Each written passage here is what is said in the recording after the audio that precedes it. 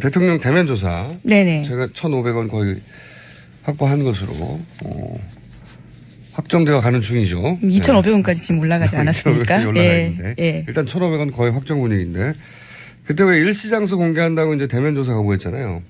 특검 쪽에서 공개했다고. 대통령 변호인단이 굉장히 항의했죠. 예. 네네. 그래서 이거 대통령 변호인단 쪽에서 나온 거 아니냐 뭐 이런 추정들도 있었는데. 청와대 입장이 그렇죠. 네. 어차피 유출됐다면 소스는 둘 중 하나예요. 특검 아니면 대통령 변호인단. 그 외에는 모르지 않습니까? 예. 특검은 이제 계속 억울하다는 입장을 피력했죠. 네. 본인들은 아니다라고 하고 있죠. 제가 취재한 결과 청와대 쪽에서 9일날 보자고 특검이 통보를 받은 건 오후 5시 근방이었다고 해요. 예. 오후 5시.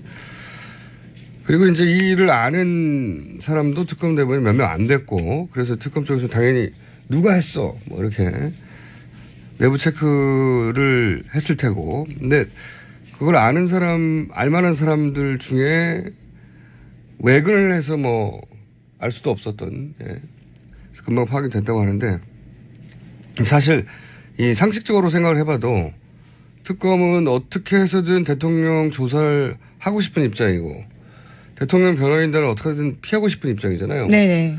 근데 이제 비공개 합의를 했는데 특검이 이걸 알려서 얻을 이득이 없어요, 이득이. 비공개해서 약속했는데 이걸 알려서 특검이 유리해지는 게 하나도 없잖아요. 아무것도 없는 게 아니라 손해죠. 네. 네, 1,500원 거실 때부터 그렇게 지적해 주셨었죠. 네. 네. 그런데 이 청와대가 이렇게 통보한 지 서너 시간 후에 이제 뉴스가 나온 거잖아요. 네. SBS에서는 당연히. 네, 8시 뉴스죠. 취재원 보호를 해서 알릴 수 없을 테고. 제가 오늘 작은 단독을 하나 하자면, 네. 저도 열심히 취재했거든요. 네. 그 일정과 장소의 유출자는 박근혜 대통령 변호인단 중 한 명으로 강력히 추정된다. 예, 강력히 추정된다. 자기들 쪽에서 흘러나간 정보를 특검에 뒤집어 씌운 거다. 네. 원래 이럴 때 법조 출입 기자들 또는 뭐 청와대 출입 기자들 혹은 뭐 특검 출입 기자들 사방팔방에 모여가지고 모든 기자들이 주변을 캐기 마련이잖아요. 그래서 흘러나온 정보 찌끄러기라도 주술라고. 네. 기자시니까 잘 알잖아요. 네, 쓰레기 주로 다니죠. 주술라고 막. 네네. 화시한 정의도 좁습니다. 변호인단이 직접 알려준 것인지, 뭐 변호인단이 누군가에게 이야기한 것을 이렇게 다시 그런 식으로 주워서 보도한 것인지, 그것까지 제가, 확실하게 말씀드릴 수는 없어요, 여기서. 그런데 소스는 분명하다. 처음 소스. 이게, 근데 변호인단 쪽에서 저는 피해자 코스프레를 한다고 해석할 수밖에 없는 정황이 있는 게, 그 정보가 흘러나온 사람과 특검에 이런 정보가 나오면 어떡하냐고 항의한 사람이 동일 인물이에요. 네. 취재하신 바에 따르면 그렇다는 거죠. 예, 예. 제가 취재하신 바에 따르면. 예. 네. 단독 하나 하겠습니다. 네. 유출은 그쪽 방향에서 나왔다. 네. 자, 여기까지 하나 하고요. 할 일 한 것 같네요, 오늘. 자, 다음 뉴스 전해주십시오. 네. 헌재 관련 뉴스 계속 많죠? 예. 네. 몇 가지 더 지워드리면요. 국회 탄핵심판소추위원단이 그래서 박 대통령 변론 출석 여부를 14일까지는 알려줘야 된다. 이렇게 어제 주장했습니다. 그러니까 이제 헌재에서 끌려다니는 거 아니냐. 그리고 또, 정보지들에서 나온 루머들. 아직은 루머라고 표현해야죠, 당연히. 예. 루머들에 따르면은 좀 헌재에서 이런저런 재판관들 이름이 등장하잖아요. 구체적인 이름이 등장해요. 이게 문제가. 그러다 보니까 이제 헌재도 그렇지 않다는 태도를 보여줘야 되는 거겠죠, 지금. 예, 그렇죠. 더 이상 끌려다니지 않겠다 이런 태도인 것 같아요. 예, 그래서 어제는 10번씩이나 말을 끊고 대통령 쪽 변호인단 신문에 주의를 주기도 하고요. 굉장히 효율적으로 진행을 하겠다라는 식의 이야기들을 강조했다고 합니다. 근데 이게 이제 분위기가 확실히 바뀐 점이 있어요. 새누리당에서 이제 연천회를 했거든요. 근데 이제 탄핵 초반만 하다가 대통령은 억울하다. 탄핵은 기각돼야 된다. 뭐 이런 호소 한탄 이런 분위기였는데 어제 연찬회였나요? 연찬회의 내부 분위기는 기각될 수 있다고 그렇게 믿는 분위기로 바뀌었다고. 예. 워딩이 바뀌었어요. 그리고 이쪽에서 헌재 판결을 받아들여야 된다고. 자신들이 원하는 결과가 나올 확률이 높아졌다는 어떤 그런 공감대가 있는 것 같아요. 예. 그걸 어떻게 알겠어요, 근데? 그냥? 이분들도 다 그냥 찌라시를 보고 그러는 걸까요? 네. 저는, 그리고 이제 정보지에 이제 구체적인 이름들이 거론되잖아요. 근데 이제 상식적인 수준에서는 이게 루머의 관점에서 보면 박근혜 대통령이 직접 임명한 재판관들을 당연히 처음에 거론을 하겠죠. 근데 이건 근거가 저는 없다고 보고 그 자체만으로는 임명했다고 반드시 뭐 생각해보면 그 박원순 소장도. 네, 그렇죠. 네. 대통령이 임명했습니다. 네, 대통령 임명이 나온 거기 때문에. 근데 이분은 3월 13일 이전에 해야 한다고 강력히. 그리고 이분을 그렇게 새누리당에서 비판한다고 하잖아요. 토론에서도. 네, 어제 토론회에서 그런 막말도 나왔습니다. 뭐라고 그랬다고요?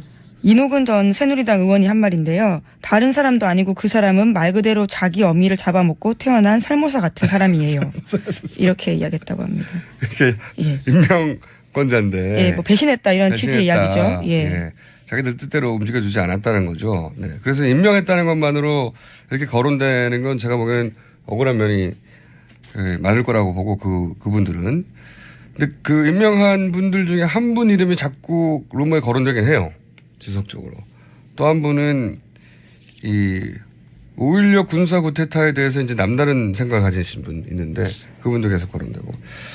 저는 심각하게 생각하는 게 세 번째 이름도 자꾸 거론된다는 거예요. 3명이면 기각되는 거거든요. 네. 이게 새누리당 내에서도 이런 정보지를 보고 이런 자신감을 얻었는지 정보지가 이런 자신감으로부터 얻은 소스가 있는 건지 거꾸로인지 모르겠으나 이제 기자들이 이런 정보지 이름들이 많이 거론되니까 실체 파악에 나섰겠죠. 예. 네, 그래서 어제 이정미 재판관 권한 대행이죠. 네, 이런 얘기가 나오니까 이제 선을 그었습니다. 네, 네. 그건 말이 안 된다고 선을 긋기도 하셨고. 근데 이정미 재판관은 모를 수도 있어요. 본인한테 연락이 안 왔으면은. 예. 여하간 제가 이제 이런 걱정을 하는 것은 이런 큰 판결 직전에 의뢰에 있는 한바탕 해프닝 아니겠는가. 이렇게 바라볼 수도 있지만 또 한편으로 걱정을 하는 것은 지난 탄핵 국면에서 탄핵 심판 들어가기 전에 비박계에 2인 1조로 압박이 들어갔었다고 하는 제보를 제가 받고 그것도 복수에 얘기한 적이 있지 않습니까?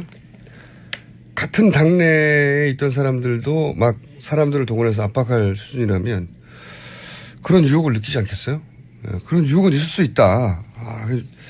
이거 많은 기자분들이 취재에 나가야 할 실제 파악에 나서야 할 대상이라고 봅니다.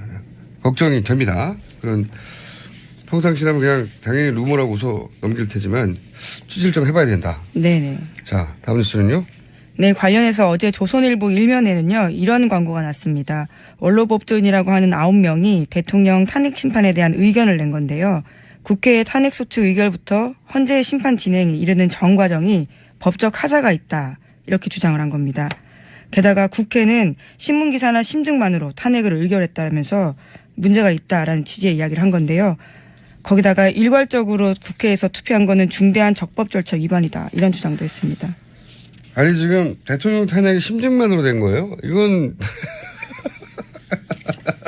너무나 많은 증인들이 나오고 있지 않나요? 문서와. 예, 지금도 그렇죠. 계속. 예. 야, 근데 이제 이런 노력들, 그러니까 이제 복합적인 노력이거든요. 탄핵 심판관들 중에 개별 저촉을 했는지 혹은 이런 정보지를 받는지는 모르겠으나 자신감을 얻게 한 그런 정보가 있는 것이고, 그리고 이제 그런 판결을 내릴 재판관들에게 봐라, 이런 분위기가 있다. 이거 돈 내서 광고 낸 거예요. 네, 그렇죠. 생각해 보세요. 전 대법관이 자기 돈 내가지고 신문 광고 본 적 있어요? 어떤 판결에 대해서? 이거는 전례가 없는 겁니다. 전례가 없는 거.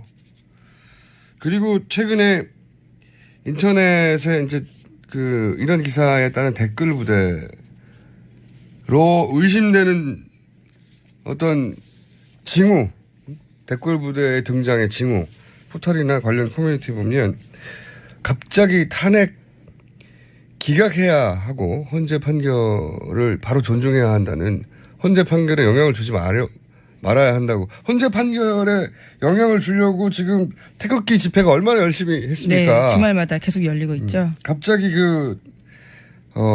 헌재 판결을 존중해야 한다. 엄청나게 많은 댓글들이 달리기 시작했어요. 이게 전방위적인 노력이 시작됐습니다. 제가 보기에는. 탄핵 기각을 하고자 하는 분들 쪽에서, 대략 한 15% 정도 되는, 심상치 않습니다. 제가 느끼기로는, 종합적으로.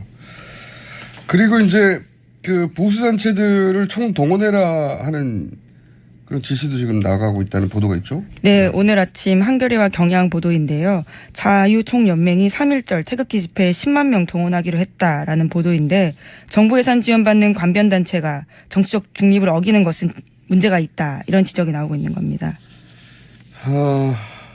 자유총연맹에다가 3.1절 날 10만 명을 동원해라. 너희는 10만 명. 자유총연맹에 10만 명을 동원하라고 했으면 다른 단체도 다 동원하라고 하겠죠. 그래서 총 100만 명을 동원하라고 하는, 실제 가능할지 안 할지 여부와 상관없이 아까 이제 댓글 부대가 활동을 시작한 게 아니냐 하는 그런 징후도 보인다고 말씀드렸고, 갑자기 대법관이었던 분들이 자기 돈으로 막 반대 광고를, 이런 건 본 적이 없거든요. 예, 정말 원로 법조인들입니다. 90세, 80세 이런 분들이거든요. 아주 나이 많은 분들이에요. 80세, 90세 이런 분들이 갑자기 조선일보 일면에다가 본인들 돈으로 광고를 냈어요. 탄핵 심판에 관해서 문제가 많다고. 심증만으로 탄핵을 의결했다. 심증만으로 탄핵을 의결한 게 말이 되나요? 근데 어쨌든 이렇게 80대, 90대 법조인들이 갑자기 신문 광고를 본 적이 없어요. 헌재 판결을 앞두고 이런 법조인 원로 중에 원로들이 90대 이런 분들 신문 광고를 냈다고 하는. 물론 개인에 대한 호불호나 찬반을 떠나서 순전히 법률 전문가로서 법적 견해를 밝혔다고 하나 이런 적이 있나요? 도움을 드리겠다. 뭐 이렇게 이야기를 했는데요. 헌재가 도움이 필요한지는 잘 모르겠습니다. 그러니까요. 60대거든요. 대부분의 헌재 재판관들이. 네. 정점에 법률 전문가로 정점에 올라와 있는 분들인데 90대, 80대 분들이 도움을 드리겠다고 신문 광고를 냈어요. 그중에서 도움이 아니죠. 심증만으로 탄핵을 의결했다. 이 말 자체가 문제가 많다고 기각해야 된다는 주장이니까요. 심상치 않습니다. 다음 주는요? 네. 증권 관련된 뉴스가 좀 뜬금없을 수도 있는데요. 들어보시면 최순실 게이트와 관련이 있습니다. 한국경제 보도인데요. 최근 검찰이 코스닥 상장사의 대표의 주가 조작 혐의를 포착하고 수사에 착수했는데 그 이면에 최순득 씨 일가가 연루되었다라는 보도를 한국경제TV가 한 겁니다.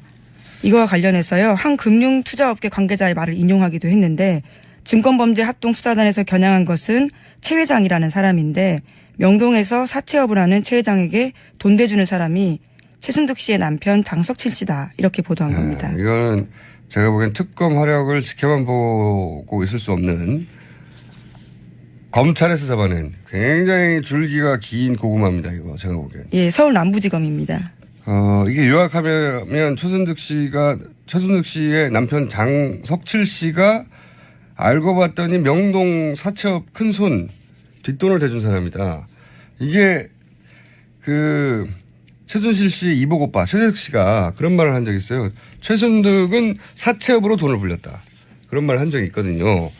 그거하고 연결되는 건데 이게 이제 내용을 간단하게 말하면 코스닥에 상장한 회사들 인수합병 유상증자할 때 이런 사채업 쪽에서 뒷돈을 대서 거기서 주가 조작을 해서 돈을 먹는데 그때 뒷돈을 최순득 씨가 됐다는 거예요. 한마디로 말하면. 네. 저는 이게 뉴스가 흘러 만약에 검찰이 가면, 한 작년 말에 나왔던 최순득 씨의 아들 장승호 씨 베트남에서. 네네. 유치원 사업하는. 근데 그때 같이 관련 뉴스가 외교 역량에 돈을 넣어서 그 자금을 빼돌렸다 이런 뉴스가 잠깐 나온 적이 있어요. 안민석 의원이 제보했다 네, 이렇게 네. 말씀하셨었죠. 예. 안민석 의원이 제보를 받았다고 하고. 예. 검찰이 어디까지 조사했는지 몰라도 이거는 장승호 씨까지도 갈 수 있는 줄기가 하나 나왔는데 아무도 주목하지 않는 뉴스라 어젠가 그저께 나왔거든요. 제가 주목합니다. 이거 특검 뉴스는 아니고 검찰발이에요. 예, 검찰발이 우리도 뭔가 해야 되겠다고. 근데 이게 최순득 씨가 사채업에 돈을 댄다. 그런 뉴스입니다. 줄기가 많이 나올 수도 있는데.